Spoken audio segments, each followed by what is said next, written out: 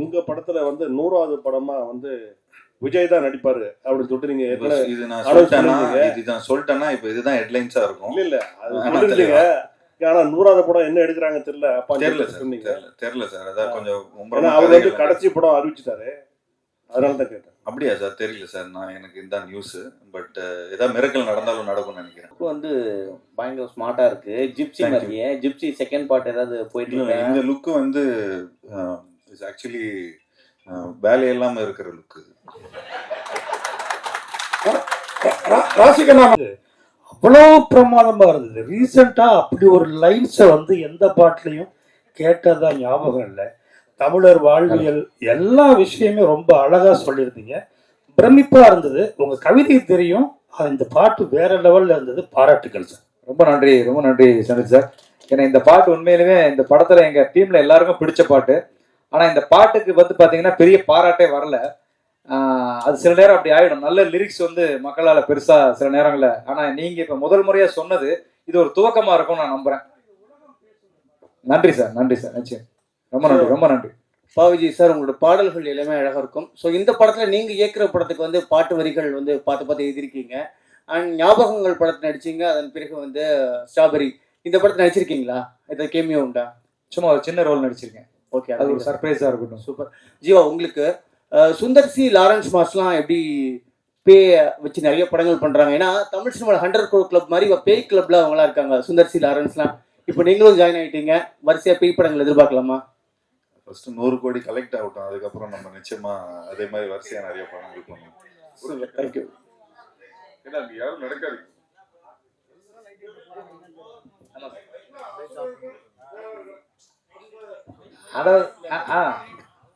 அதாவது அசுரர்கள் தேவர்கள் அந்த காலத்துல இருந்ததுல. ஆமா ஆமா. அந்த மாதிரி இப்ப ஏஞ்சல்ஸ் தேவதைகள் டெவில். ஒரு தீய சக்திக்கும் ஒரு நல்ல சக்திகளுக்கும் நடக்கிற ஒரு வார் மாதிரி ஒரு யுத்தம்.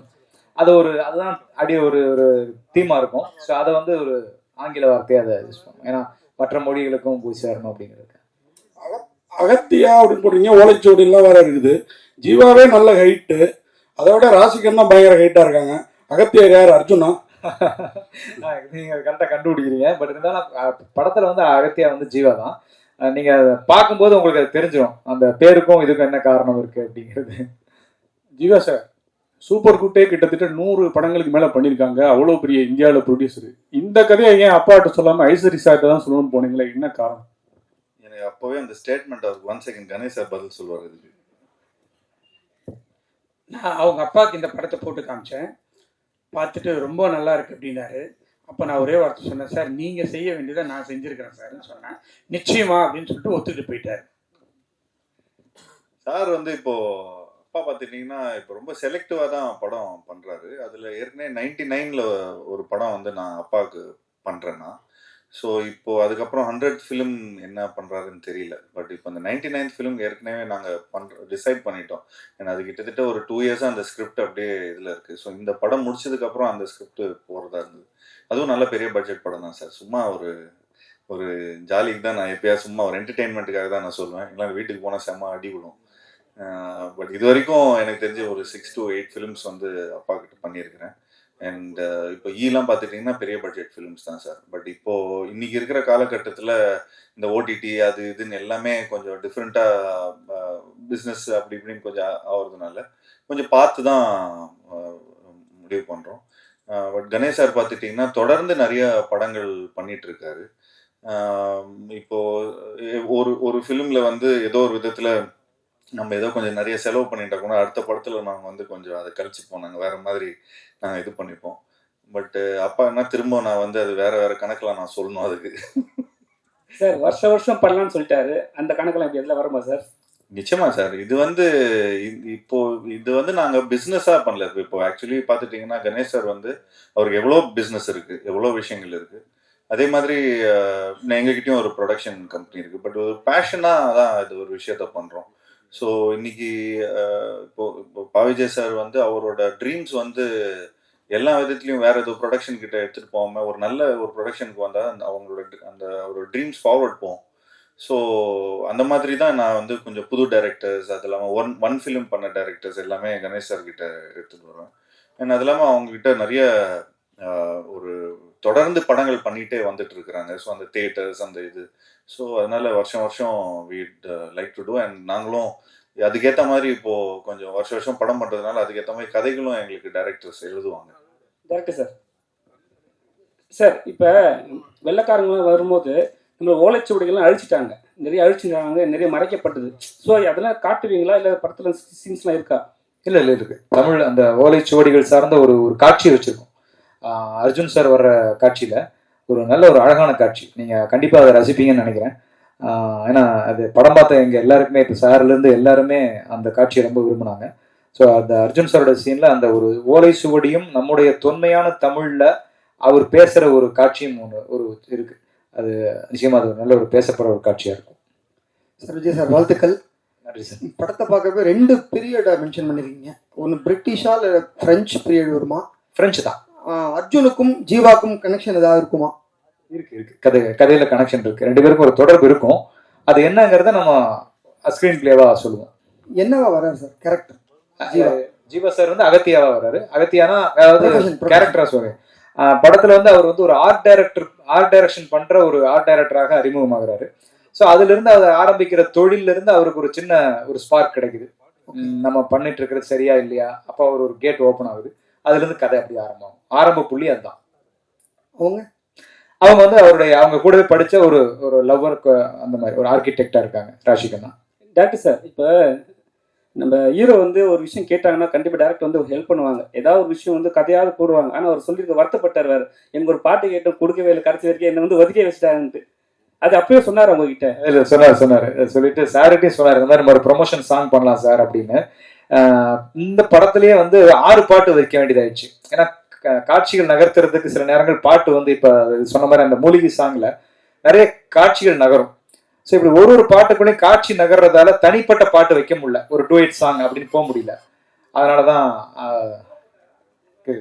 அவர் ரொம்ப என் மேல ரொம்ப பிரியமா இருப்பா அப்படி Jeeva sir. Sir Vijay sir வாழ்த்துக்கள் சார். நன்றி sir. Sir Mani sir. Sir Jayachandran sir. Sir இந்த வழக்கமாக அந்த பேய் படங்கள் அப்படின்னா ரொம்ப டார்க்காக தான் இருக்கும் படங்கள், சீன்ஸ் எல்லாம். பட் இந்த படத்தை பொறுத்தவரையிலும் ஆரம்பத்துலேருந்து ரொம்ப பிரைட்டாக கலர்ஃபுல்லாக இருக்குது. அதுக்கு என்ன காரணம் சார்?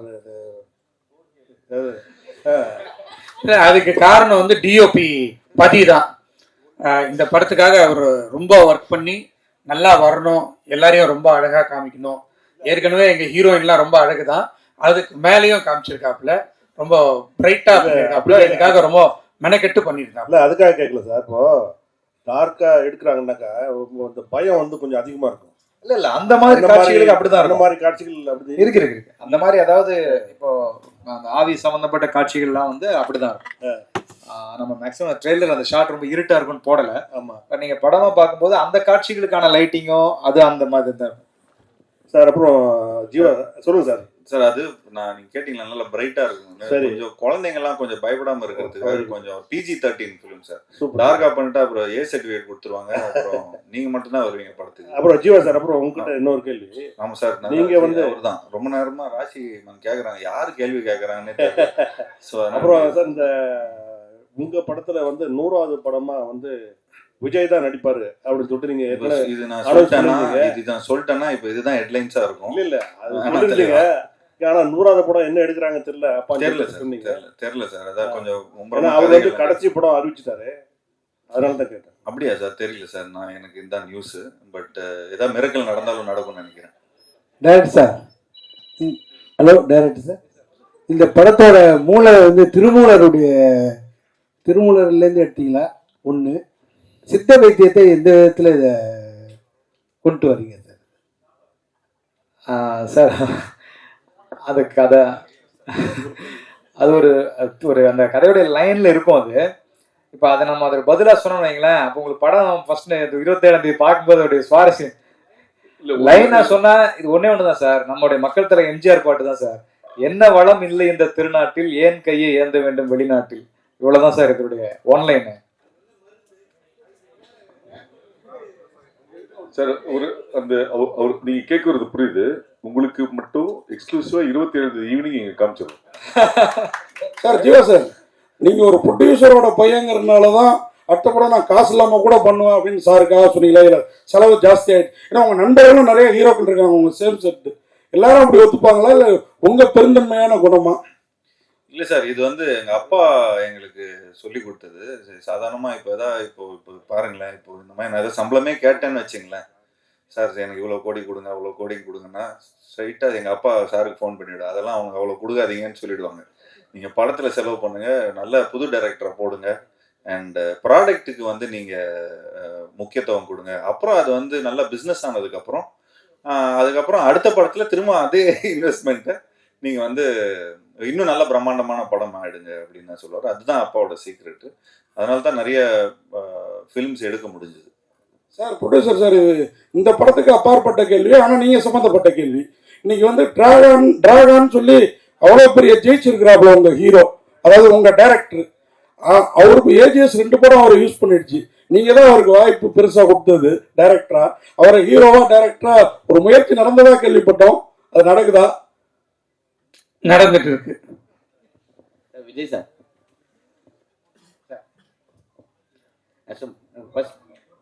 ஃபர்ஸ்ட் பாடலாசிரியரா இருந்தீங்க, அப்புறம் நடிகரானீங்க, இருந்துட்டு இருக்கீங்க. இருந்துட்டு இருக்கீங்க. நீங்கள் நான் பேசணும்ல வந்துட்டாருல, பாடலாசிரியர் இருந்துட்டு இருக்கீங்க, இயக்குனரா வந்துட்டீங்க, நடிகராகவும் இருந்தீங்க. அடுத்து ப்ரொடியூசரா எப்போ வர போறீங்க? ஸ்ட்ராபெரி என்னோட படம் தான், நான் ப்ரொடியூஸ் பண்ண படம் தான். பட் இதுக்கப்புறம் ப்ரொடியூஸ் பண்ண மாட்டேன், ஒன்லி டைரக்ஷன் படம் அந்த மாதிரி தான்.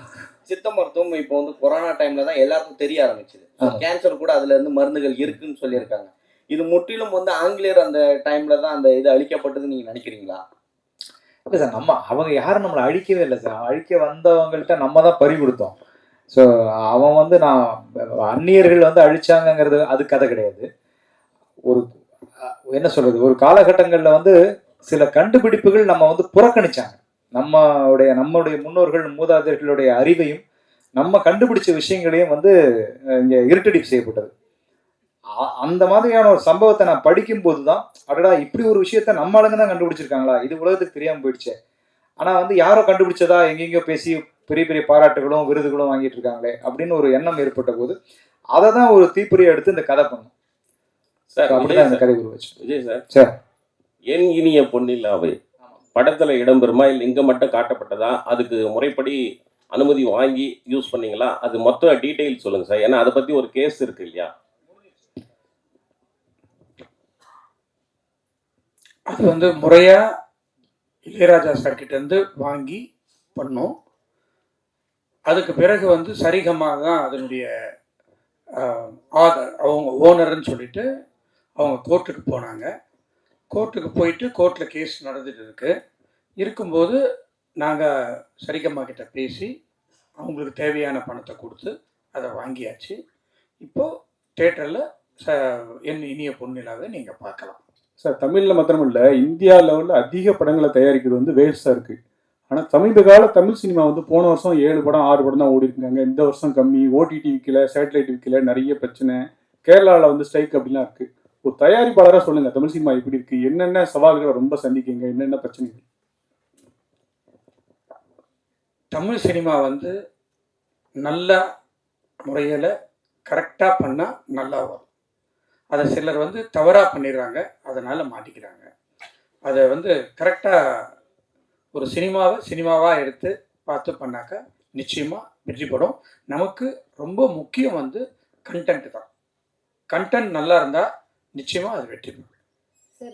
சார் VTV 2 எப்போ எதிர்பார்க்கலாம்? VTV 2 இப்போதைக்கு இல்லை.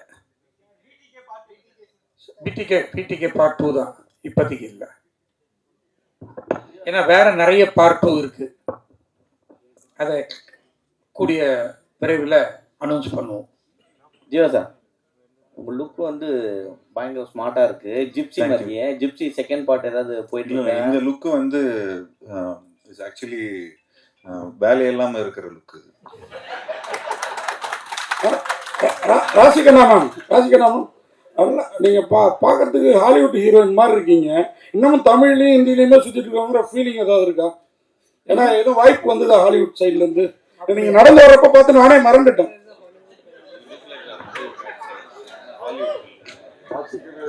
வரலையே சார், நான் வெயிட் பண்ணுறேன். பண்ணணும், ஆனா பண்ணணும். தேங்க்யூ. நன்றி. இங்க கோயின்சிடென்ஸாவே வந்து அகத்தியா அண்ட் சப்தம் ரெண்டுமே வந்து ஒரே நாள்ல ரிலீஸ் ஆகுது. ரெண்டுக்குமே வந்து ஈக்குவலான எக்ஸ்பெக்டேஷன்ஸ் இருக்கு. ரெண்டுமே ஹாண்டட் அண்ட் இந்த மித்தாலஜி அந்த மாதிரியான ஒரு விஷயமா இருக்கு. ஸோ இது யோசிச்சிங்களா? இதை பத்தி எதுவும் போயிட்டு இருக்கா உங்களோட தாட் ப்ராசஸ் எதுவும்? யார்கிட்ட? anyone can answer. நானா ரெண்டு படமும் ஜெயிக்கட்டுங்க. ஏன்னா ரெண்டு படமும் ஜெயிக்கட்டும். அவரு நல்ல டைரக்டர் வந்து அறிவழகன். அவர் ஈரம்னு ஒரு படம் எடுத்திருந்தாரு. ஸோ நிச்சயமா ஒரு டெக்னிக்கலாக நிறைய எடுத்திருப்பாரு. அண்ட் நிச்சயமா ரெண்டு படமும் ஜெயிக்கட்டும். அண்ட் ஸோ எங்கள் படம் இன்னும் கொஞ்சம் நல்ல கலெக்ஷன் பண்ணணும்னு நினைக்கிறோம். பாவிஜய் சார், ஆக்சுவலி இந்த படத்தோட அந்த ட்ரெய்லர்லேயே நிறைய விஷயங்கள் வந்து சொல்ற மாதிரி இருந்துச்சு. நீங்க இதுக்கு இன்ஸ்பிரேஷனா ஏதாவது புக் இருக்கா? இல்ல இல்ல இப்ப சொல்லனாலும் ஓகே, எனிதிங் ரொம்ப இம்பார்ட்டன்டான புக் பிஹைண்ட்ல இருக்கா?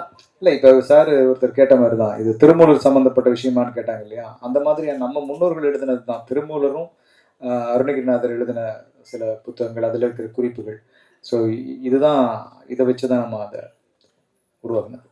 தீபக் சார், அவருக்கு ஒரு கேள்வி சார். சினிமாட்டோகிராஃபி வந்து ரொம்ப ட்ரீமியாக இருக்குது, நிறைய லேயர்ஸ் இருக்கிற மாதிரி இருக்கு. என்ன சவால் இருந்தது உங்களுக்கு இந்த படத்தோட சினிமாட்டோகிராஃபியில்? ஆக்சுவலாக எனக்கு என்னென்னா சார், நம்ம நிறைய படம் பீரியட் பார்த்துருப்போம். நானே வந்து ரெஃபரன்ஸ்க்கு நிறைய பீரியட் ஃபிலிம்ஸ்லாம் நம்ம தமிழ் படங்களும் வந்திருக்கோம், இங்கிலீஷ்லேயும் வந்திருக்கோம். எனக்கு இதில் ஆக்சுவலாக டோனெல்லாம் ஒர்க் பண்ணணும்னு சொல்லிட்டு நாங்கள் ரொம்ப பேஸ்லேருந்தே ரொம்ப டிசிப்ளினாக நம்ம நிறைய கலர்ஸ் அவாய்ட் பண்ணிடலாம்னு சொல்லிட்டு பீரியட் போர்ஷனில் நாங்கள் மோஸ்ட் ஆஃப் ப்ளூவை டோட்டலாக கட் பண்ணிட்டோம் சார். அதனால தான் எனக்கு ஃபைனலாக டோன் பண்ணும்போது ஒரு டிஃப்ரெண்ட்டான ஒரு லுக்கு கொடுக்க முடிஞ்சுது பீரியட் போர்ஷனில். இன்னொன்று வந்து நிறைய ப்ளூ மேட்டில் ஷூட் பண்ணோம். ப்ளூ மேட்னா நம்ம ஜஸ்ட்டு ப்ளூ மேட்டில் ஷூட் பண்ணிவிட்டு அப்படியே நம்ம போஸ்ட்டில் கொடுத்துட்டா ஒரு பேக்ரவுண்ட் வச்சுருவாங்க, அப்படி கிடையாது. நம்ம வந்து டோட்டலாக அந்த பேக்ரவுண்டில் இந்த எண்டு லேயர் வரைக்கும் என்ன வருதுன்ட்டு ரீட் பண்ணிவிட்டு இங்கே ஃபோர்க்ரவுண்ட் லைட் பண்ணால் தான் நம்மளுக்கு வந்து நாளைக்கு அந்த ப்ளூ மேட்டை நம்ம ரீப்ளேஸ் பண்ணும்போது அந்த லைவ்னஸ் கிடைக்கும். அது கன்ஃபார்மாக இந்த படத்தில் நம்ம வந்து ஆடியன்ஸாக ஒரு விஷுவலாக ஒரு 100% ஒரு விஷுவல் ட்ரீட்டாக இருக்கும். அதே மாதிரி சார் ஒருத்தர் கேட்டார் ரொம்ப பிரைட்டாக இருந்ததுன்னு சொல்லிட்டு. ஹாரர் சீக்வன்ஸ் ஃபுல்லாகவே ரொம்ப ஹாண்டடாக தான் இருக்கும், ரொம்ப டார்க் அது மாதிரி தான் இருக்கும். நாங்கள் எதுவுமே அதை இப்போ நீங்கள் பார்த்து இதில் ரிவீல் பண்ணல. நீங்கள் 27 படம் பார்க்கும்போது உங்களுக்கு அந்த ஒரு ஃபீல் இருக்கும் சார். கண்டிப்பாக. ஜியோ சார், இல்லை வேலை வெட்டியே இல்லைன்றீங்க, லுக்கு சூப்பராக வருதுன்னு சொன்னீங்க. கதை சொல்கிறதுக்கு யாரும் வரது இல்லையா உங்ககிட்ட?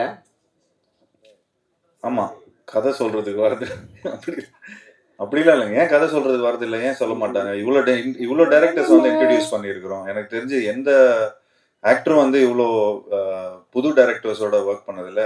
ஐ திங்க் அந்த பெருமை எனக்கு தான் போய் சேரும். அண்ட் நிச்சயமாக நான் இப்போது நம்ம பிளாக் படத்தோட டைரக்டரோட ஒரு படம் பண்ணுறோம். அதுவும் கூடிய சீக்கிரம் அனௌன்ஸ்மெண்ட் வந்துடும். அண்ட் அது இல்லாமல் சூப்பர் குட்டுக்கு ஒரு படம் பண்ணுறோம். அண்ட் அது இல்லாமல் இன்னொரு ஃபிலிம் இப்போது நாங்கள் வந்து ரிலீஸ் ஆகணும், ஒரு காமெடி படம் பண்ணி. நானும் ஒரு டைரக்டர் அமைச்சிருக்கேன். ஆமாம், அவரும் ஒரு சந்தோஷம்னு ஒரு டைரக்டர் அமைச்சிருக்காரு. ஸோ இந்த படம்லாம் ரிலீஸ் ஆனதுக்கப்புறம், அந்த கலெக்ஷன்லாம் போனதுக்கப்புறம் அதுக்கு ஏற்ற மாதிரி சரி பட்ஜெட்டுக்கு ஏற்ற மாதிரி நாங்கள் எங்களோட கதையை கேட்டு அது முடிவு பண்ணலான்னு இருக்கோம். ஓகே, என்னது இது? இல்லை அது சஸ்பென்ஸ். அனைவருக்கும் நன்றி, வணக்கம். தேங்க்யூ.